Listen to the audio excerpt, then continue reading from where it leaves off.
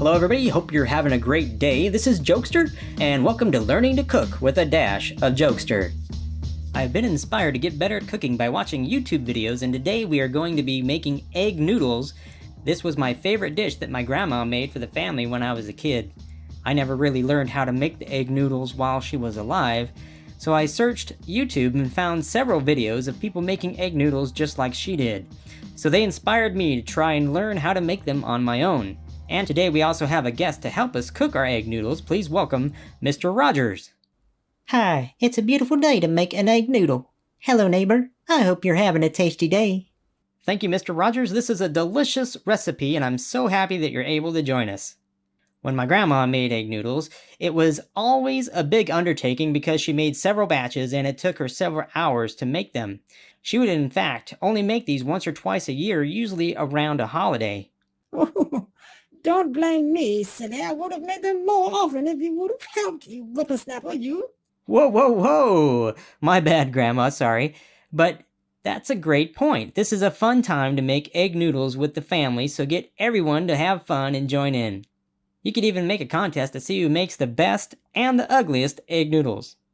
Well, I'm very excited because after doing a lot of research and trial and error, I found two methods for making egg noodles, the quick way and the slow way. Let's start with the slow method, which is making egg noodles by hand from scratch, which does take some time, but it's still not as hard as I thought it would be. As always, the ingredients are listed down in the comments below. You're going to need the following to make 2 large servings and have some leftovers. Just double or triple the recipe if you want to make more. 1 cup of flour, you'll need 2 large eggs, and then 1 teaspoon of salt, and then have some extra flour on the side to help when you roll out the dough. And then some water if you need to add it if your dough is too dry. Start with the flour in a bowl and add the eggs without the shells, of course, and add your salt. You can leave them whole or scramble them before you add them to the flour. I like to use the handle of a plastic mixing spoon and mix the ingredients until the dough starts to come together. Keep working it until the flour is incorporated well. If the dough is dry, just keep mixing it for a while longer. If you need to, just add a teaspoon of water because a little goes a long way. And if your dough is too wet, you can always add more flour. You want the dough to be able to stay together nicely, but not be sticky. Just slowly add more flour until you can take it out of the bowl and start kneading it together with the heel of your hand like this, turning it slightly about a quarter turn each time. Keep doing this for about a minute until you have a nice ball of dough. You can see here on my first attempt, I added water too soon and had to add more flour after I added the water. It really made for quite a mess on my hands and made for some really ugly dough. But don't throw it out even if it's an ugly mess. I was able to roll it out, make the egg noodles, and they actually tasted really good. If I made an ugly noodle, I would tell him you are special, just the way you are, and then I would eat him. Once you have a nice ball of dough, it's a good idea to wrap it in plastic and let it rest for 30 minutes to let the gluten relax. After 30 minutes, remove the plastic wrap. If you have a large dough ball, you can cut it down into smaller portions to make it easier to work with. Since I only doubled the recipe, I didn't have to cut it down. Sprinkle some flour on the dough and on the surface you're going to use to roll out the dough. Start rolling out the dough, and this does take some practice. I'm using a rolling pin and pushing from the center out to the edges in all directions. Now I'm sure plenty of you might be really better at doing this than I am, so if you have any tips for me, just leave them in the comments below. I also will flip it when it's smaller to get flour on both sides if it's sticking. And you can be really generous with the flour, as this will help the noodles from sticking together, and it will also help thicken your broth later when cooking the noodles. Keep rolling until the dough is about a 1/16 of an inch thick. You can go thinner or thicker if you like. Now it's time to cut the dough into small strips. You can use a knife or a pastry cutter with a wheel like the one I'm using, or you could also use a pizza cutter. If you are using a silicone mat, be careful not to press too hard, or you may damage the mat and cut through it, which I almost did. I wish I had a large stone countertop or a cutting board to work with, but sometimes you just got to work with what you got.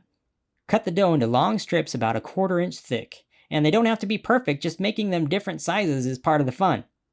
Then cut them down into smaller length, anywhere from 2 to 4 inches long. I found out that if you make them too long, they're a lot harder to eat. Now sprinkle them with flour and start lifting them up from the surface. Some of them will stick together, so be generous with the flour and toss them gently, separating any that do get stuck together. You can spread them out on some parchment paper on a cookie sheet and cover them with a dish towel or another piece of parchment paper. You can let them dry for 2 to 4 hours, or if you want to use them more quickly, you can see here that I just covered them with parchment paper and cooked them a short time later. Some people said in their video that letting them dry did make the texture feel better when they cooked them. I guess I'm too impatient. I haven't tried that yet. Hey, Jokester. We could make believe and use Play-Doh and make really colorful noodles. Wouldn't that be fun? Well, that would be fun, yes, but we have to make sure that nobody eats those. When cooking the egg noodles, you have a lot of options. You can boil them in water, or I like to boil them right in some chicken or beef stock, or a broth would work too.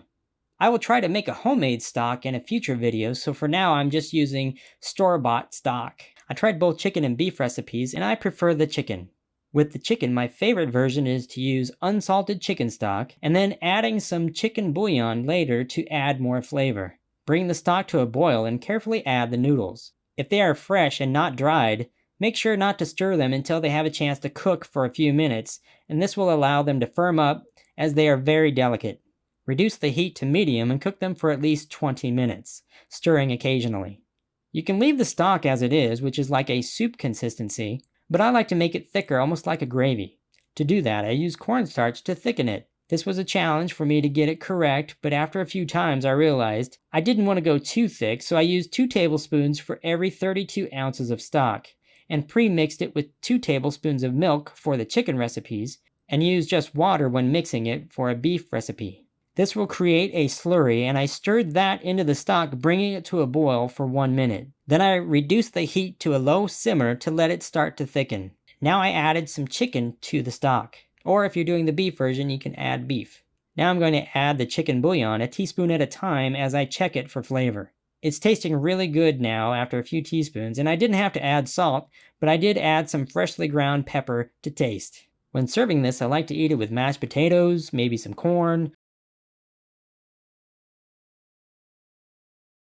and then I really like to get some bread so I can sop up the gravy. Just take a look at this. That looks good.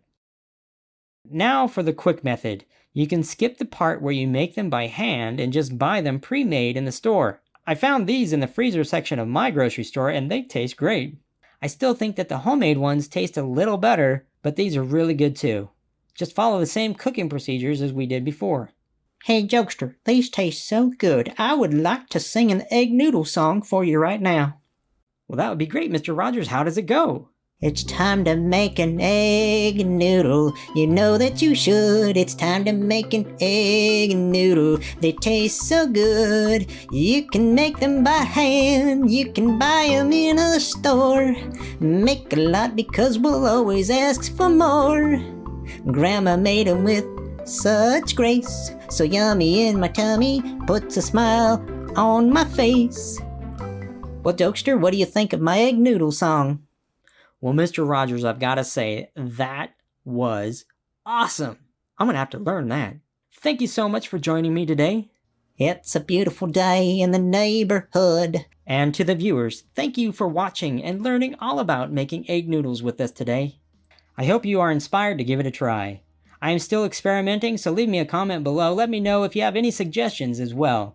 If you're new to the channel, make sure to subscribe and turn on notifications if you'd like to learn more amazing recipes. And a special thank you to my grandma for inspiring me to make this video. Thank you so much for all the wonderful times you made us egg noodles. We love you and miss you so much. Until next time, thank you for watching and learning to cook with a dash of Jokester.